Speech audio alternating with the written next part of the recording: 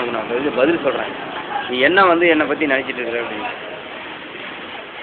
அதாவது பார்த்தோன்னா ம் அந்த ஆயில் மிஞ்சி மிஞ்சி போனால் நீ எவ்வளோ எதிர்பார்ப்ப? நீ எவ்வளோ தருவ அதை ஏன் 1 லிட்டரு உனக்கு என்ன தருவோம் இல்லையா?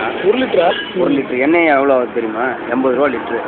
ம் 80 ரூபா லிட்டருங்கும்போது இந்த மூலிகைலாம் இப்போ பறிக்க போய் மூலிகைலாம் பிச்சுட்டு வந்து இந்த கேஸில் வச்சு எரிக்கணும். 1 லிட்டருங்கன்னா என்ன தேங்காய் எண்ணெய்?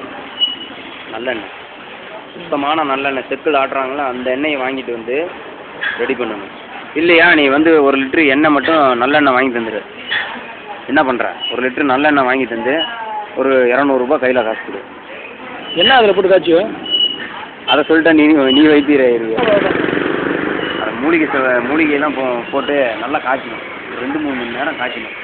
அப்படி காய்ச்சிட்டோம்னு வச்சுக்க, அப்படியே எடுக்க நல்லா தெரிஞ்சுக்க. எண்ணெய் எடுத்து பூச உனக்கு மாற்றம் தெரியுமா? ஒரே நாளே மாற்றம் தெரியுமே. நம்ம